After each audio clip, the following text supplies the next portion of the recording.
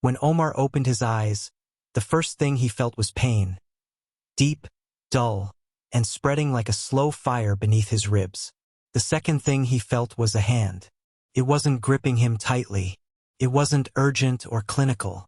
It was careful, like someone holding a fragile object that might break if treated roughly. A shadow leaned closer, blocking the harsh white light above him. "Omar," a calm voice said softly. "You're conscious now. How are you feeling?" There was something strange about the warmth in that voice. It sounded professional, but beneath it lived something else. Something human. Something almost intimate. Omar tried to speak, but his throat was dry. He swallowed and managed only a weak breath. The man, tall, dark-haired, wearing a doctor's coat, kept holding his wrist, fingers resting on Omar's pulse longer than necessary, as if that small touch alone could protect him. "My name is Dr. Adrian Hayter," the man said gently. "You were in an accident. You're safe now." Safe. That word echoed inside Omar's mind. He was injured, weak, confused. He didn't yet have the strength to question why that touch felt different, why his heart reacted before his mind did. All he knew was this: for the first time since the accident, the pain felt quieter. And somewhere deep inside him, a strange thought formed. Maybe this accident wasn't the end of something. Maybe it was the beginning. The next time Omar woke up, sunlight was slowly spilling into the hospital room. The air smelled of antiseptic and medicine. A chair scraped softly. Dr. Hayter sat nearby, reading a file. His expression was serious, focused, almost distant. But the moment he noticed Omar stirring, that seriousness melted. "How did you sleep?" he asked. "Is the pain manageable?" It was a simple question, but it wasn't asked simply. There was concern in his eyes, not just for Omar's injuries, but for something deeper, something unspoken. Omar nodded. Dr. Hayter smiled faintly, and in that small expression, Omar felt something settle inside him, trust. As if this stranger could see through him. As if there was nothing he needed to hide. Every day, Dr. Hayter stayed longer than necessary. He talked about medical reports, but also about life. About loneliness. About silence. About listening to oneself. One afternoon, he said casually, "Omar, your eyes carry a lot of unspoken stories. Have you ever truly listened to yourself?" That single sentence shook him. Omar looked away, heart pounding. But he felt exposed, like the doctor was looking through him, not at him. Touches became softer. Pulse checks lasted longer. Bandages were tied with care that went beyond duty. And slowly, without realizing when or how, Omar found himself leaning into those moments instead of pulling away. Dr. Hayter's presence eased his pain. His gaze reached places words couldn't. Something was growing between them. Silent, dangerous, unnamed. Then suddenly Dr. Hayter disappeared. A nurse came instead. "He won't be doing your checkups for a few days," she said. Omar nodded, but something inside him tightened. Days passed. 3 days. Other doctors came. None of them had that warmth. None of them stayed longer than required. Omar's body healed. His mind drifted into emptiness. Then, on the 4th day, the door opened. Dr. Hayter stepped inside. But something was different. His face was harder. His voice cooler. "How are you feeling, Omar?" No warmth. No lingering touch. Fear rose inside Omar. "Where were you?" he asked quietly. Dr. Hayter hesitated. Personal matters. A lie written clearly in his eyes.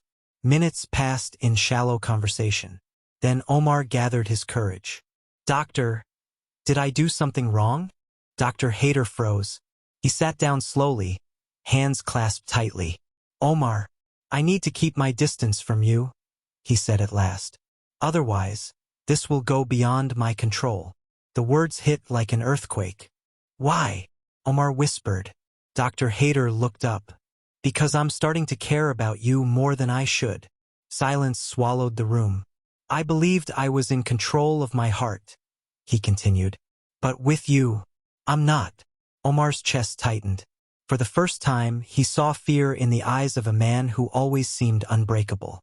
Dr. Hayter stood to leave. This will be easier once you're discharged. As he turned away, Omar reached out and grabbed his hand. His fingers trembled. If you care, then I care too, Omar said. And I don't want you to disappear. Dr. Hayter closed his eyes. A battle raged inside him. And in that silence, Omar knew this was no longer just a doctor and a patient. This was something far more dangerous and far more real. The knock on the door came hard. Too hard for a hospital room. Omar felt it before he heard it. A sharp disruption like a crack in glass. Dr. Adrian Hayter's body stiffened instantly. The warmth that had just begun to return to his face vanished, replaced by something colder, older. Fear, not the kind that panics, but the kind that recognizes a familiar enemy. The door opened without waiting for permission. The man who stepped inside didn't wear a white coat. His suit was dark, perfectly pressed, his expression sharp and unreadable. He carried a thick file under his arm, as if it weighed nothing. Dr. Hayter, the man said, we need you in the office. Now. Omar noticed the way Adrian's jaw tightened. Just slightly.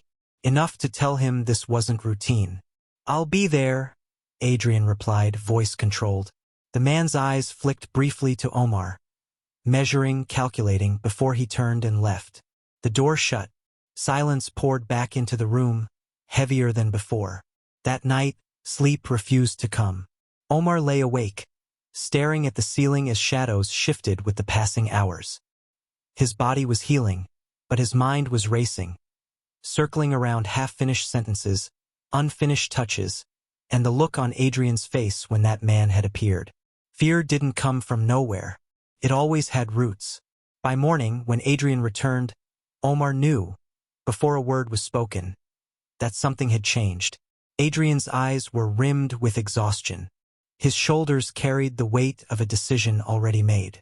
He pulled a chair close and sat down. About yesterday, Adrian said quietly. We shouldn't talk about it. Omar studied him closely, the slight tremor in his hands. The way his voice was calm only because he forced it to be. You're scared, Omar said. Adrian looked up sharply.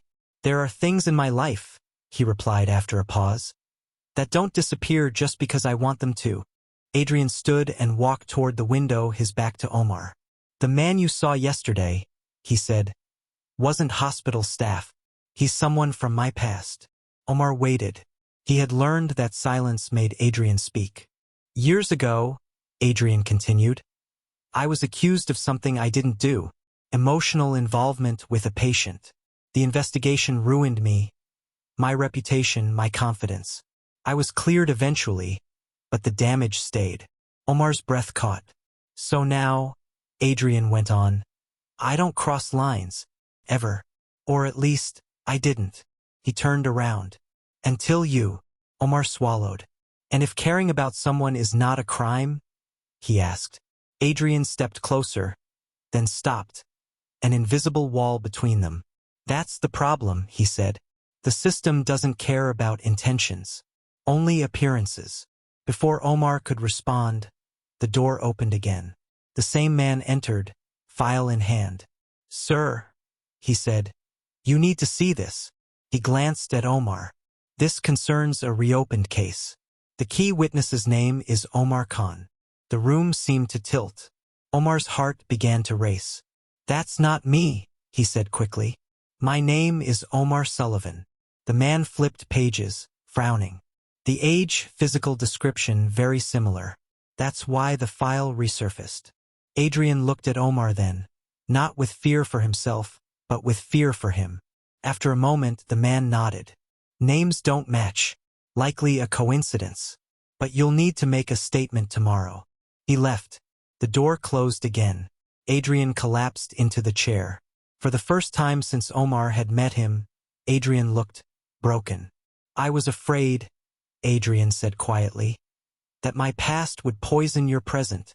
Omar reached out and covered Adrian's hand with his own. You didn't lose anything, Omar said. You survived. Adrian looked at him. You don't understand, he whispered. I'm not afraid of the past anymore.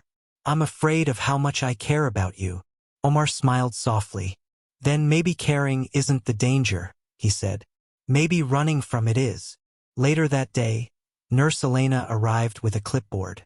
Omar, your discharge papers are ready, she said cheerfully. You can go home today. The words landed heavier than expected. Leaving meant distance. Distance meant silence. Adrian closed the file slowly.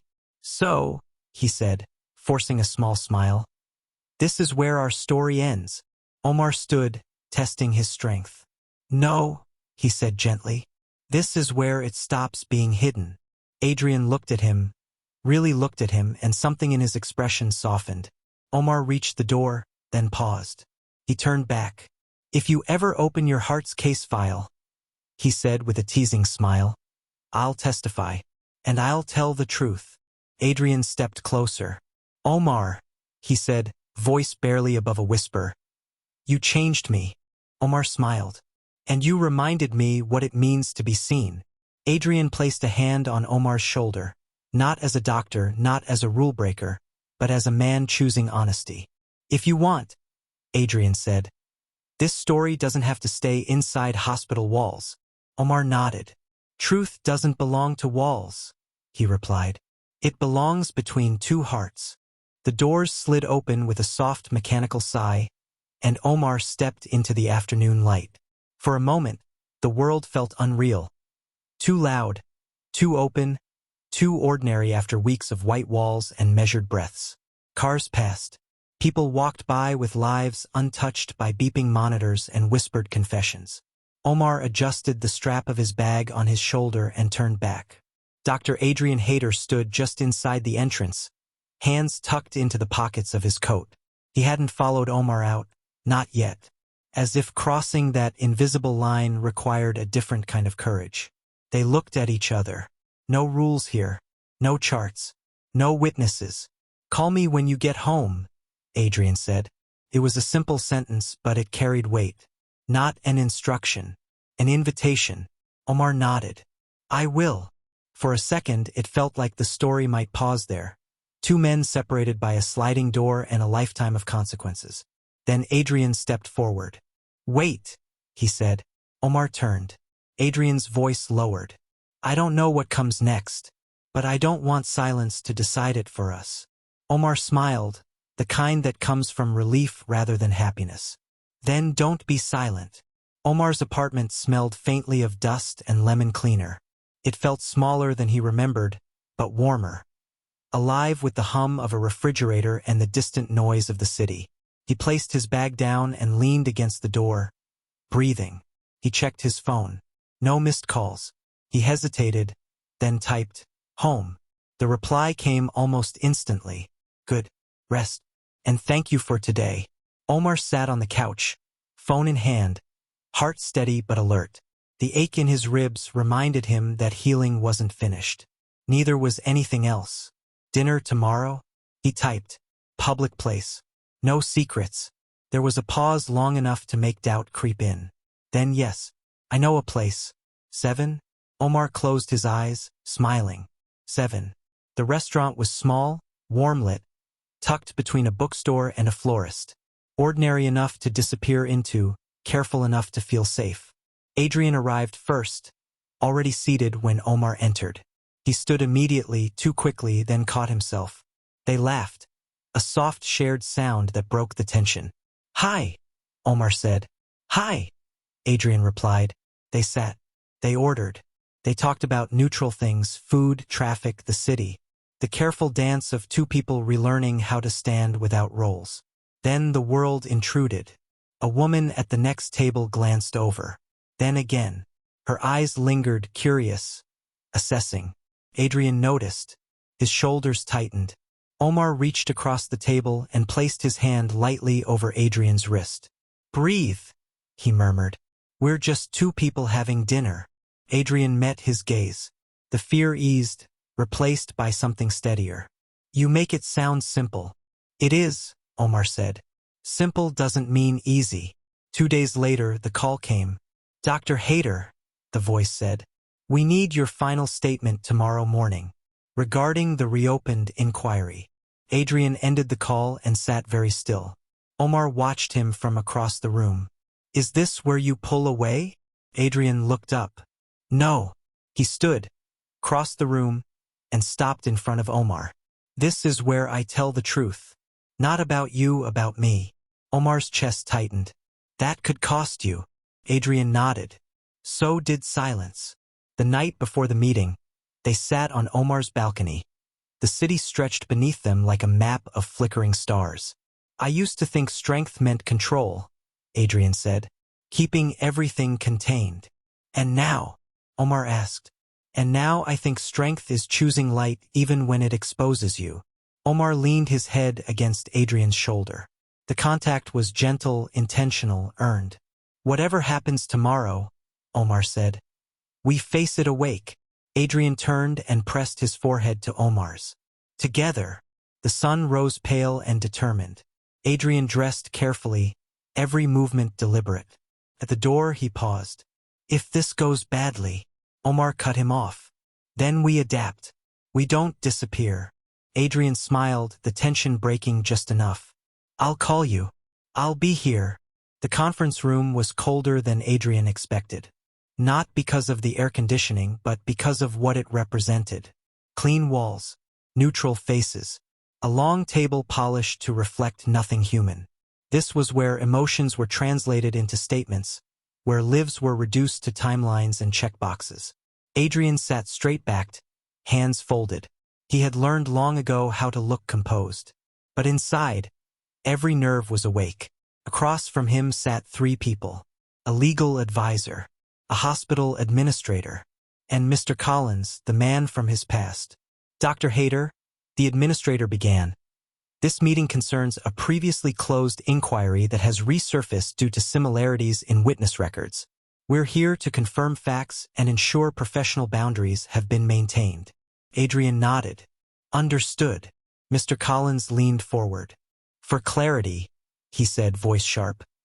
Have you, at any point, developed inappropriate emotional involvement with a patient? The room held its breath.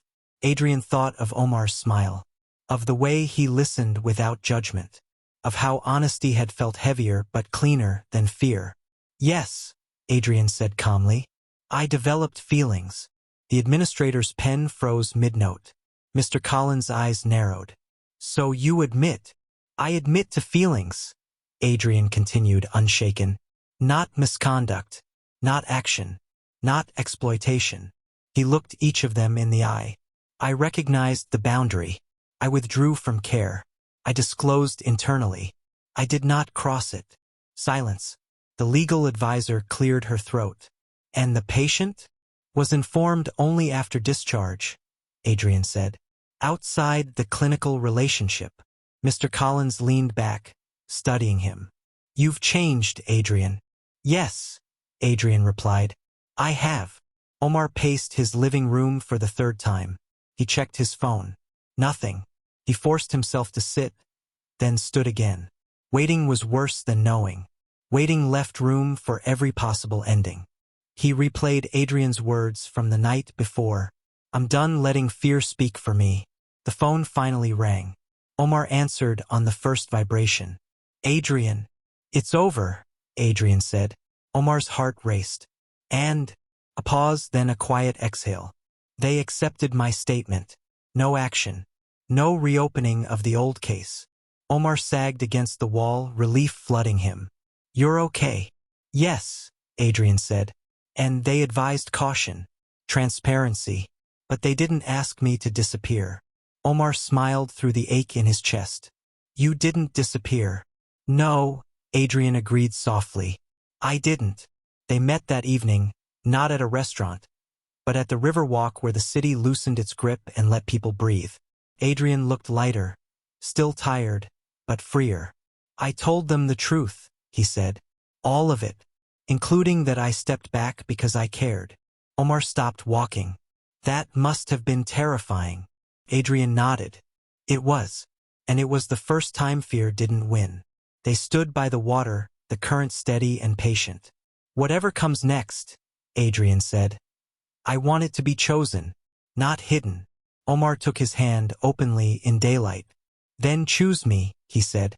And I'll choose you. Adrian squeezed his hand. I already have. The world did not change overnight. Adrian knew that the moment he stepped back into the hospital, not as a man hiding from himself, but as one who had spoken the truth. Corridors were the same.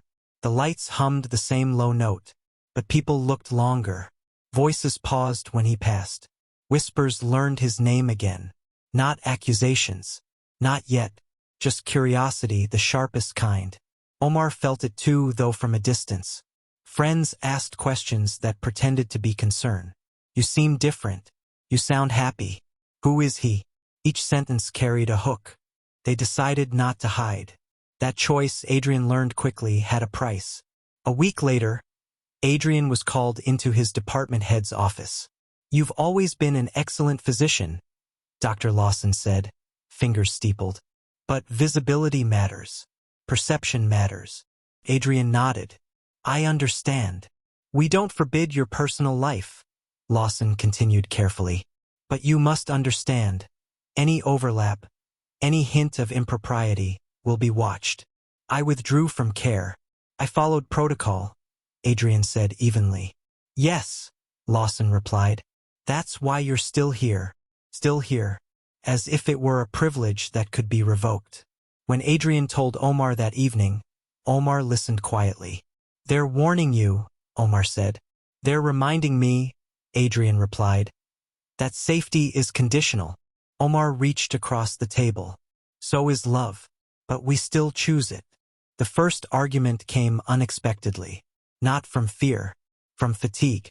Adrian had canceled dinner again because of an emergency shift. Omar understood. He always did. But understanding didn't erase loneliness. You don't have to apologize like you're guilty, Omar said. Sharper than intended. Adrian stiffened. I'm not guilty. I'm responsible. For everyone else, Omar replied. I just don't want to feel like the thing that has to wait.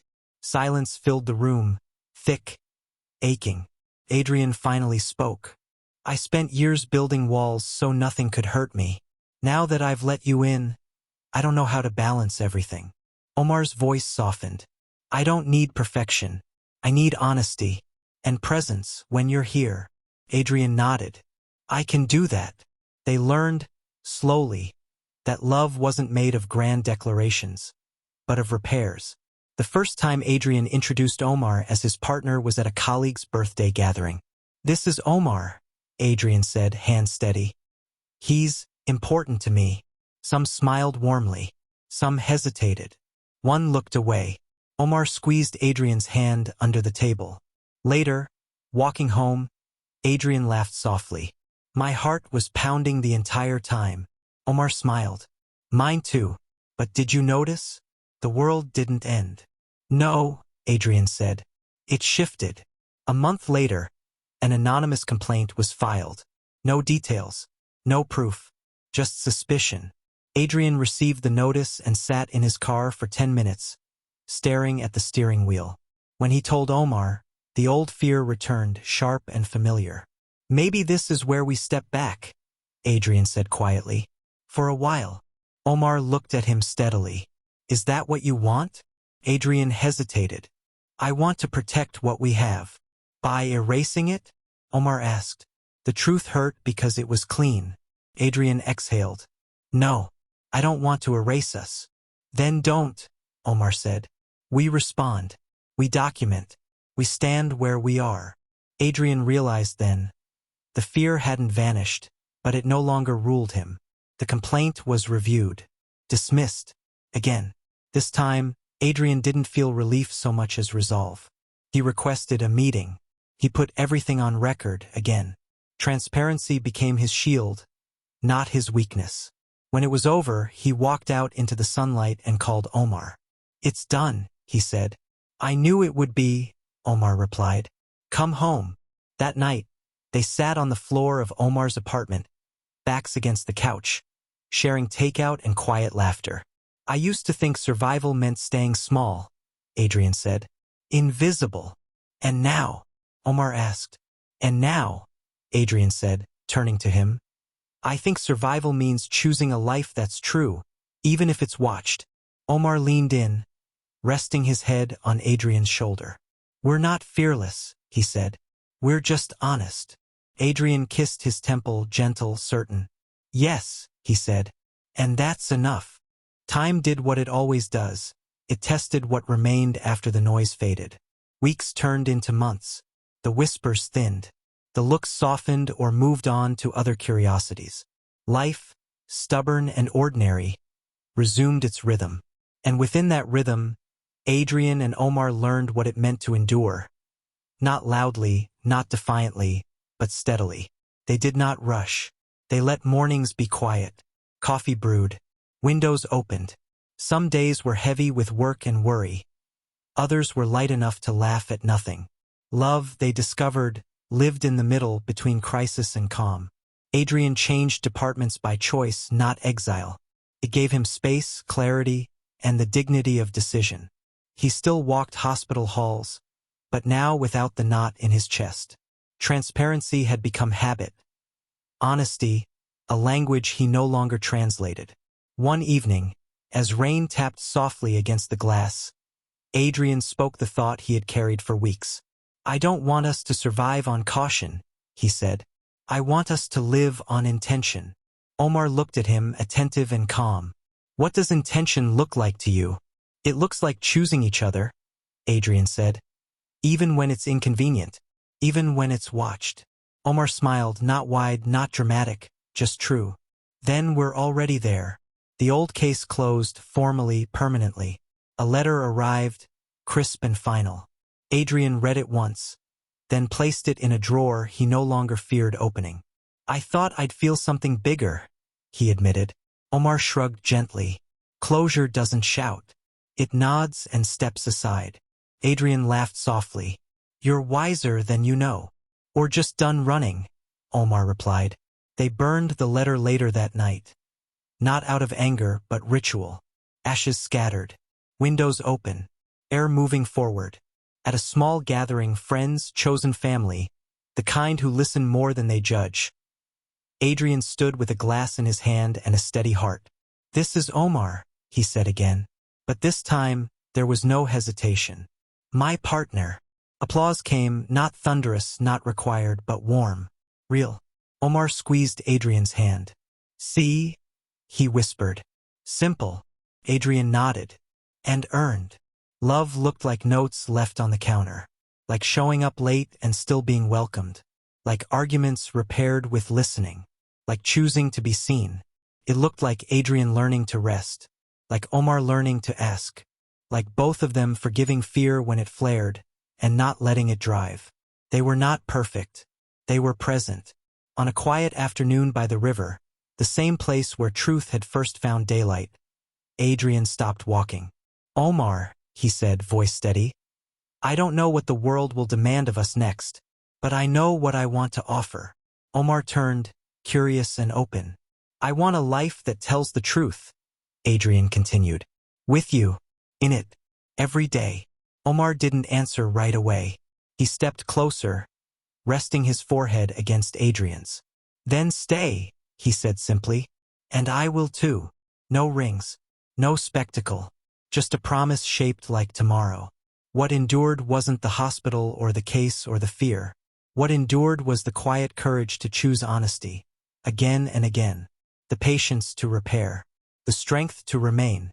They walked on, hands linked, not untouched by the world, but no longer defined by its doubts. And if you asked either of them where the story began, they might say, with an accident, a pulse held a moment too long, and the courage to listen when the heart spoke first.